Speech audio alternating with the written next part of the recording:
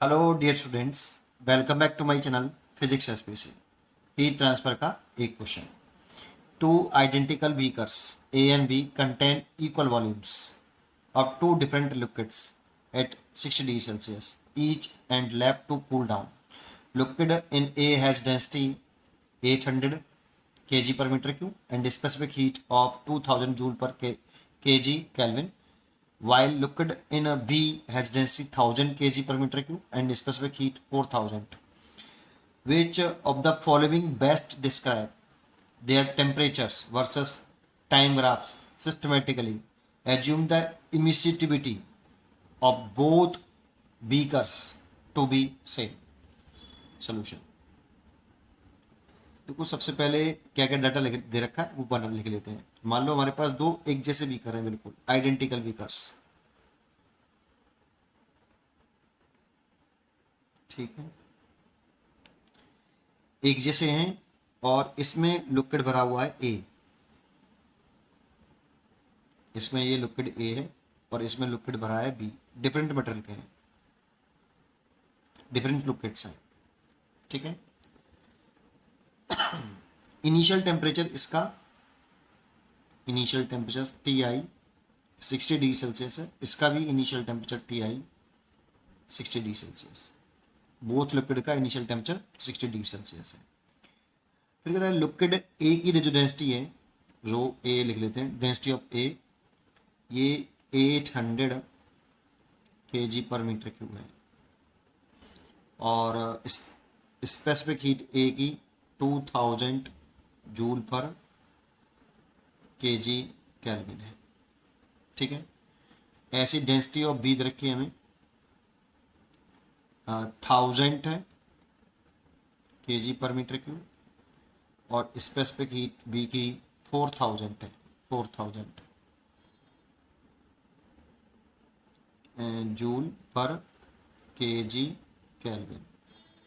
ठीक है, और दोनों की इमिसिविटी सेम दे रखी है, दोनों की सेम है और वॉल्यूम भी सेम है दोनों का। ठीक है, अच्छा तो इसे कैसे करें जरा। और ग्राफ ये दे रखे हैं, पूछ रहा है कि बेस्ट ग्राफ कौन सा है। चार ग्राफ दे रखे हैं। तो according to Newton law of cooling,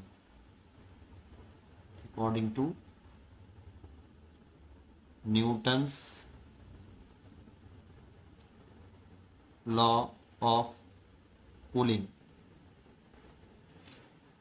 minus का D T by D T, इसे रेट ऑफ कूलिंग बोलते हैं, equal to 4 sigma E A T not का cube over M into S and T minus के T not. देखो ये surrounding body, surrounding का temperature है, सराउंडिंग का टेम्परेचर जो कि कांस्टेंट है। ये लिक्विड का टेम्परेचर है जो टाइम के साथ घट रहा है ना। क्वेश्चन में बोला गया लेफ्ट टू कूल डाउन, है ना। तो टेम्परेचर टाइम के साथ ये घट रहा है। ये पूरा टर्म यहाँ पे दे रखा है। ये स्टीफन कांस्टेंट है, इमिसिविटी है, एरिया, एरिया सेम होगा क्योंकि वेसल आइडेंटिकल्स हैं। सरफेस एरिया दोनों लिक्विड का सेम होगा क्योंकि वेसल ही अगर आइडेंटिकल्स होंगे तो लिक्विड का जो सरफेस एरिया होगा वो सेम होगा। ये सराउंडिंग मीडियम का टेम्परेचर है जो कांस्टेंट है, दोनों का एक जैसा, एक ही सराउंडिंग मीडियम में रखे हैं। अब क्वेश्चन में क्या है वो देखते हैं। चार ग्राफ हमें बनाने हैं ये। तो देखो पहले अगर हम चाहें तो इसको ऐसे कर सकते हैं, इस पूरे को टर्म को हम कांस्टेंट मान लें के, और इसको इस टर्म को नीचे ले आए। वैसे इसकी जरूरत नहीं है लेकिन पॉइंट समझ में आता है इससे। एक डी टी इसको नीचे लेके आए, टी माइनस के टी नॉट। इस माइनस साइन को मैं इस साइड में ले आता हूँ माइनस, और देखो इसको मैं इसके नीचे लाया हूँ, डी टी को मैं इधर ले आया हूँ और इस पूरे को मैंने के मान लिया है और डी टी का ऐसा मल्टीप्लाई कर लिया है। इसको मैंने के लेट किया है, इस वाले को मैं डिनोमिनेटर में ले गया हूँ और डी टी को मैं इस साइड में ले आया हूँ, माइनस साइन इधर ले आया हूँ ऐसे। अब integration of both side, integration of both side. ठीक है, तो इंटीग्रेशन ऑफ बोथ साइड कर दें तो ये इंटीग्रेशन, ये इंटीग्रेशन।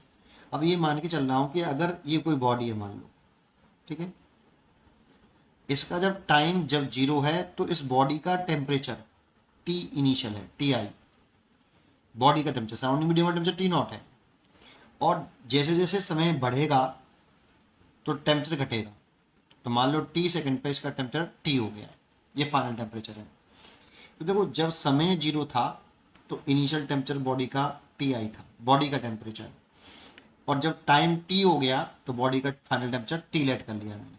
अब इसको जब आप इंटीग्रेट करोगे ना और सॉल्व करोगे, तो इंटीग्रेट कर देता हूँ, लॉग ई टी माइनस के टी नॉट, और लिमिट आएगी आपकी टी आई और टी माइनस का के डी टी कंडीशन टी, और लिमिट आएगी 0 टू टी।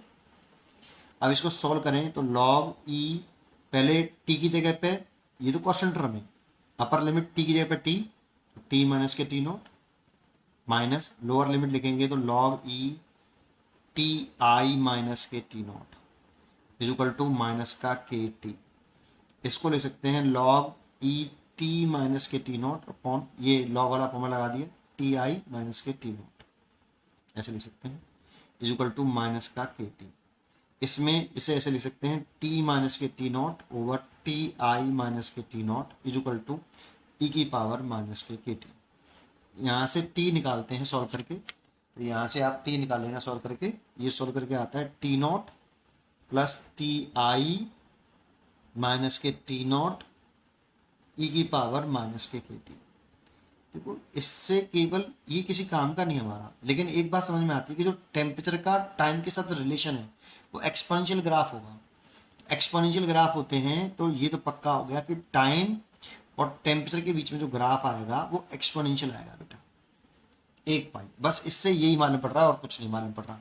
हमने बेफालतू की कैलकुलेशन करी है यहाँ से लेके यहाँ तक, लेकिन एक बात समझ में आई कि ग्राफ एक्सपोनेंशियल आएगा, इसलिए मैंने एक्सपोनेंशियल ग्राफ बनेगा। तो इसमें देखो चारों ग्राफ एक्सपोनेंशियल है ना, जो चारों ग्राफ दे रखे हैं वो एक्सपोनेंशियल ही दे रखे हैं।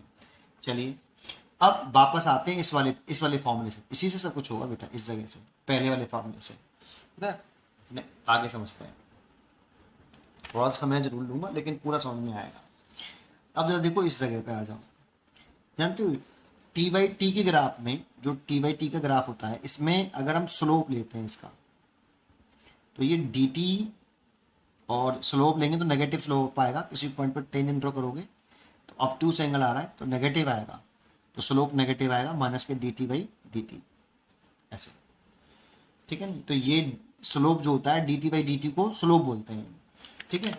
तो अगर हम इसको देखें तो ये तो स्लोप हो गया, तो लिख लेता हूँ अभी तो ऐसे ऐसे, d T by D t is equal to 4 sigma. देखो सिग्मा कांस्टेंट टर्म है, इमिसिविटी दोनों की सेम है, दोनों की सेम है, एरिया भी दोनों का सेम है, सरफेस एरिया, ये वाला सरफेस एरिया देखेंगे तो दोनों का सेम, क्योंकि वेसल सेम है, आइडेंटिकल्स है।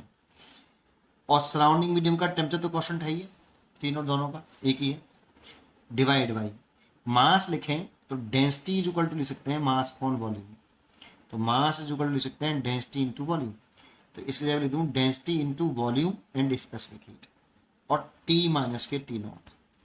देखो ये कांस्टेंट हो गया बोथ के लिए, दोनों वेसल्स के लिए, दोनों वेसल ए और बी के लिए, लिक्विड के लिए ये कांस्टेंट हो गया। इमिसिविटी सेम दे रखी है, क्वेश्चन में गिवन है हमारे पे, ये एज्यूम कर लो कि इमिसिविटी बोथ बीकर में सेम है, ठीक है।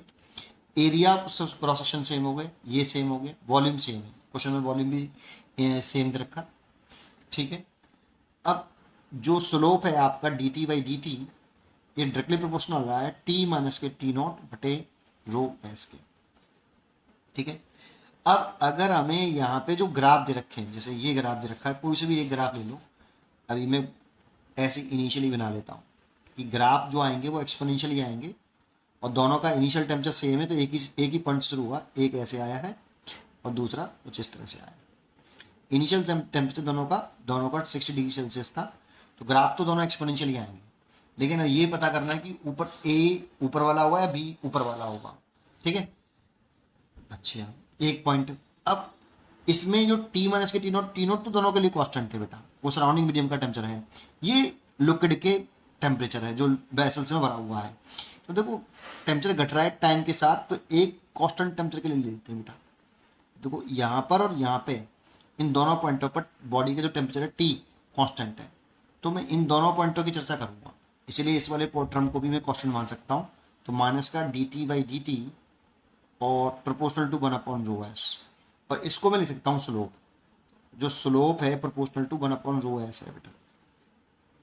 अब बीकर ए के लिए देखें तो रो ए और एस ए का जो प्रोडक्ट है वो कितना है।